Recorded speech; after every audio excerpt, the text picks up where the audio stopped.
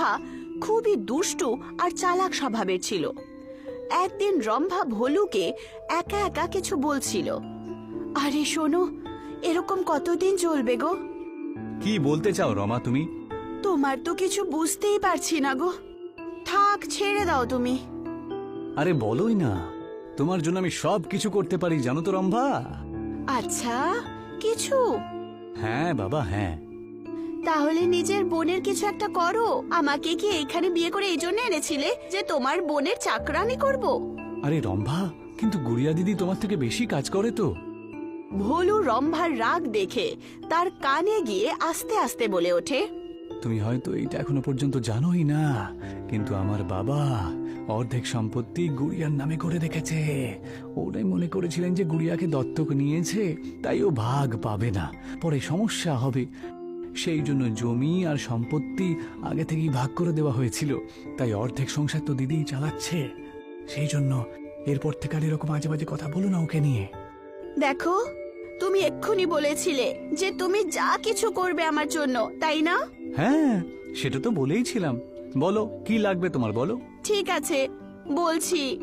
রম্ভা ভোলুর কানে কিছু একটা বলে, আর ভোলু খুব আশ্চর্য হয়। রম্ভা একটা ছোট্ট হাসি দেয়, আর ভোলু চিন্তায় ডুবে যায়। কিছুক্ষণ পর ভোলু আর রম্ভা গুড়িয়ার রুমে যায়। গুড়িয়া পেঁয়াজ কাটছিল। রম্ভা হাসতে হাসতে বলে, দাও না দিদি, আমি কেটে দিচ্ছি। আরে না না, কোনো ব্যাপার না, আমি কেটে নেব। কি হয়েছে? আজকাল খুব খুশি মনে হচ্ছে রম্ভা। আসলে দিদি, আমি না একটা নতুন ব্যবসার কথা ভাবছিলাম। রম্ভার বাবাও শহরে রয়েছে। উনি বলছিলেন যে যদি আমি পুঁজি জমা করতে পারি তাহলে উনি আমাকে একটু সাহায্য করতে পারবেন। আচ্ছা, এটা তো খুবই ভালো কথা বলু। তাহলে অসুবিধা কিসের? বোনকে ছেড়ে যেতে চাইছো না নাকি? হ্যাঁ দিদি, সেটাও কথা। আর আরো একটা কথা যেটা ভয়ের চোটে উনি বলতে পারছেন না। তুমি বললে আমি বলবো? গুড়িয়া ভোলুর অস্থির চেহারা দেখে আর রম্ভাকে জিজ্ঞাসা করে, আরে অসুবিধেটা কি? তুমিই বলো রম্ভা। অসুবিধে হলো যে ওনার কাছে একটু টাকা পয়সা জমা হচ্ছে না দিদি। উনি ভাবলেন উনি নিজের জমি বিক্রি করে পূরণ করে নেবেন, কিন্তু এটাও হলো না। আচ্ছা, তাহলে কত টাকা কম পড়ছে? এখন পর্যন্ত শুধু অর্ধেকটাই টাকা জমা হয়েছে। আমার নামেও বাবা ততটুকুই জমিন রেখেছেন। ওনার বানানো জমিন বিক্রি করতে তো আমি চাই না, কিন্তু যদি ভোলুর কাজে আসে তাহলে আমার কোনো অসুবিধে নেই। রম্ভা সফল হওয়ার কারণে হাসতে শুরু করে, আর দুজন স্বামী স্ত্রী গুড়িয়ার সাইন নিয়ে কিছুদিনের মধ্যেই সমস্ত জমিন বিক্রি করে দেয়। এক সপ্তাহ কেটে যায়, আর আজ সবাই ট্রেনে বসে শহরের জন্য বেরিয়ে পড়ে। শহর তো আমি আজ পর্যন্ত যাইনি, ব্যাস বাবা বলতেন যে কোনোদিন নিয়ে যাবেন। হ্যাঁ দিদি, সেই জন্যই তো আমি শহরে যাব। এইভাবে বাবার কথাটাও পূরণ হয়ে যাবে। তুমি আমাকে নিজের সাথে এনে খুব ভালো করেছো ভোলু। আমাকে একা থাকতে দাওনি, খুব ভালো কথা। আরে দিদি, তোমার কারণেই তো আমরা শহরে যাওয়ার পয়সা জুটিয়েছি, আর ওনার ব্যবসারও। এতটা তো আমি করতেই পারি, তাই না রম্ভা? কথাবার্তা বলতে বলতে অনেক সময় কেটে যায়, আর সবাই স্টেশনে পৌঁছে যায়। ভোলু, রম্ভা আর গুড়িয়ার সাথে একটা স্টেশনে নামে। আমরা কি শহর চলে এসেছি বলু? হ্যাঁ দিদি, আমরা এসে গেছি। খুব খিদে পেয়ে গেছে। কি রম্ভা? হ্যাঁ, খিদে তো পেয়েছে। ওখানে দেখো, ওই যে সিঙ্গারার দোকান মনে হচ্ছে। আমি তো অনেক শুনেছি, আমি সেটাই খাবো। হ্যাঁ ঠিক আছে, আপনি লাইনে দাঁড়ান আর সিঙ্গারা কিনে আনুন। ঠিক আছে, যেমনটা তুমি বলো। ভোলু আর রম্ভা ট্রেনে গিয়ে বসে পড়ে, আর গুড়িয়া সিঙ্গারা কেনার জন্য লাইনে দাঁড়ায়। রম্ভা, এটা কি সত্যি সত্যি ঠিক হবে? তুমি চুপ করো তো, এইভাবেই ছুটি পাবো। এখন শান্তি করে বসো, আর একদম অস্থির করবে না। আসলে রম্ভা আর ভোলু গুড়িয়াকে ওখানেই ছেড়ে থাকার প্ল্যান করছিল, কারণ পয়সা পাওয়ার পর গুড়িয়া ওদেরকে বোঝ ভাবতো। কিছুক্ষণের মধ্যেই ট্রেন চলে যায়, আর গুড়িয়া সিঙ্গারা নিয়ে তাদের দুজনের ফেরার অপেক্ষায় ছিল। জানি না দুজন কখন আসবে, সিঙ্গারাও ঠান্ডা হয়ে যাবে। কোনো ব্যাপার না, আসুক ভোলু, আজ খুব বকবো ওকে। বেচারি গুড়িয়া, যে ছোট্টবেলা থেকে ভোলুকে এতটা ভালোবেসেছে। ভোলু তার সৎ ভাই ছিল না, তা সত্ত্বেও আজ ভোলু তাকে রেলওয়ে স্টেশনে একা ছেড়ে দেয়। অনেকক্ষণ কেটে যায় আর এখন রাত হয়ে যায়। গুড়িয়া ভয়ের চোটে ওঠে আর পাশে দাঁড়িয়ে থাকা স্টেশন মাস্টারকে বলে, আরে মাস্টারজি, আমার সাথে আমার ভাই আর বৌদি এসেছিল। আমি অনেকক্ষণ ধরে ওদের জন্য অপেক্ষা করছি, কিন্তু ওরা ফিরলোই না। আচ্ছা মা, এখানে তো এরকম কোনো ঘটনা এখানে ঘটেইনি। আর আমার বলতে খুব খারাপই লাগছে, কিন্তু মনে হচ্ছে ওরা দুজন তোমাকে একা ছেড়ে দিয়ে চলে গেছে এখান থেকে। না না, এরকমটা হতে পারে না। আমার ভোলু কখনো এরকম করবে না। তার জন্য আমি এই সিঙ্গারা কিনে রেখেছি, আর ও এখন পর্যন্ত আসেনি।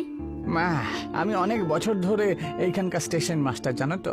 আর আমি এরকম অনেক ঘটনা দেখেছি। যদি তোমাকে এখানে কেউ ভুলবশত ফেলে রেখে চলে গিয়ে থাকে, তাহলে তো সে এতক্ষণ এখানে চলে এসে তোমাকে নিয়ে যেত। গুড়িয়ার চোখে জল চলে আসে। সে এই ব্যাপারটায় বিশ্বাসই করতে পারছিল না যে আসলে তার সাথে ভোলু কখনো এরকমটা করবে। আমি তো বুঝতেই পারছি ওরা দুজন তোমাকে এখানে ছেড়ে চলে গেছে। ভোলু, রম্বা। দুদিন কেটে যায়, গুড়িয়া কিছুই খেলো না। তার অবস্থা খুবই খারাপ হয়ে গেছিল। স্টেশন মাস্টার তার এই অবস্থা দেখে তার জন্য ভেলপুরি নিয়ে আসে। মা, তোমার বয়সেই আমার মেয়ে আজকে হতো, জানো তো। যাকে ছোটবেলায় হারিয়ে ফেলেছিলাম। তোমার এই কষ্ট আমি দেখতে পাচ্ছি না। তুমি এক কাজ করো, আমার বাড়ি চলো। আর এই নাও, খুব সুন্দর জিনিস নিয়ে এসেছি, একবার খেয়ে দেখো না। আমার ইচ্ছে নেই মাস্টারজি, আমি কিছুই বুঝতে পারছি না। আচ্ছা ঠিক আছে, সামান্য একটু খাও না। আমার গিন্নি খুব ভালো ভালো রান্না করেন তো। এখানে স্টেশনে বসে থাকাটা কিন্তু তোমার শরীরের জন্য একেবারেই ভালো নয়। গুড়িয়ার চোখ এখন জলে ভেজা, আর সে কিছুই বুঝতে পারছিল না। আর সে যেই মাত্র ভেলপুরি খায়, তার মন একটু ভালো হয়। ভালো। চলো বা চলো, এখন বাড়ি চলো। আমি আমার বউকে আগেই তো বলে রেখেছিলাম, ও যেন তোমার জন্য কিছু বানিয়ে রাখে। গুড়িয়া স্টেশন মাস্টারের বাড়িতে যায়। সে ওনার সাথে আর ওনার বউকে বলে, আমি এটা চাই না যে আমি রোজ এই বাড়িতে বিনা কিছু পয়সা দিয়ে খেতে থাকি। আমাকে কিছু কাজ দিয়ে দিন মাস্টারজি।